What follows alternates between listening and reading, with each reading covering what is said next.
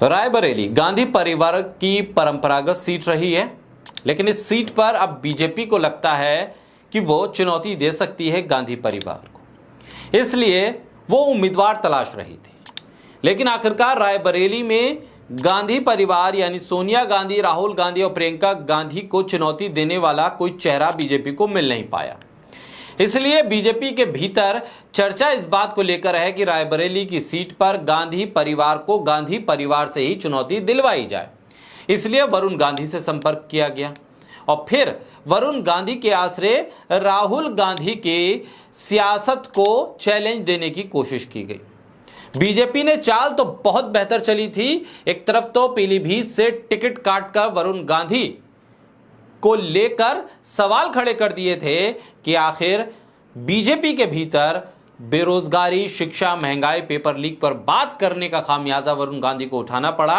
और अब जब ये चर्चा बढ़ गई थी और पीलीभीत में इसका होता हुआ नुकसान देख रही थी बीजेपी, तब जाकर एक बार फिर वरुण गांधी का इस्तेमाल रायबरेली में करने की कोशिश में जुट गई बीजेपी और लगा कि वरुण गांधी के आश्रय वो राहुल गांधी, प्रियंका गांधी और सोनिया गांधी को चुनौती दे देंगे।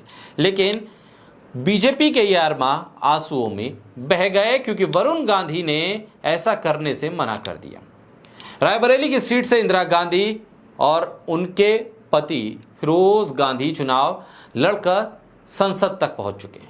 वहीं सोनिया गांधी 2004 से लगातार इस सीट से जीतती रही। 2014-2019 में मोदी लहर के बावजूद भारतीय जनता पार्टी कांग्रेस के इस किले को नहीं भेद पाई। अब चर्चा का माहौल बनाया गया और इस बात की जानकारी भी सामने आई कि गांधी नाम के सहारे माहौल को अपने पक्ष में करने की तैयारी में थी बीजेपी, लेकिन बीजेपी को तेज का झटका लग गया। वरुण गांधी का टिकट पीलीभीत से उस दिन कट गया था जिस दिन से उन्होंने बेरोजगारी पर बोलना शुरू किया। अब एक और खबर आ रही है कि भारतीय जनता पार्टी वरुण गांधी का इस्तेमाल प्रियंका गांधी के खिलाफ करना चाह रही थी, उनको रायबरेली से उतारकर, क्योंकि चर्चा इस बात की थी कि प्रियंका गांधी रायबरेली से कांग्रेस के टिकट पर चुनाव लड़ेंगी। भाई और बहन के इस युद्ध में बीजेपी अब सियासी संग्राम खड़ा करना चाहती थी, लेकिन नेहरू गांधी परिवार के भीतर वरुण गांधी ने टिकट कट के अपनी बहन के खिलाफ रायबरेली से चुनाव लड़ने से इनकार कर दिया। बीजेपी के इस न्योते को, इस प्रस्ताव को ठुकरा दिया। पीलीभीत से वरुण गांधी को किनारे करने के बाद अब बीजेपी उन्हें रायबरेली से लड़वाना चाहती थी।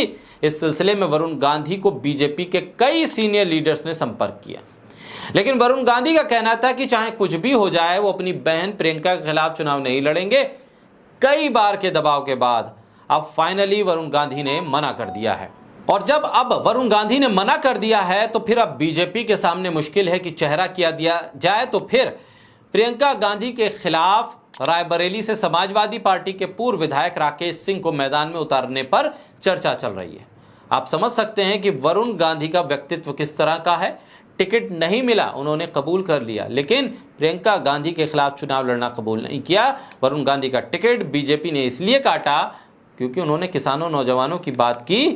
टिकट उनको अब इसलिए दिया जा रहा था क्योंकि प्रियंका गांधी को चुनौती दी जा सके, भाई बहन की ये लड़ाई करवा कर बीजेपी चुनावी फायदा उठा सके। बहरहाल वरुण गांधी ने बीजेपी के वरिष्ठ नेताओं को बैरंग लौटा दिया और कह दिया कि चुनाव वो नहीं लड़ेंगे प्रियंका गांधी के खिलाफ।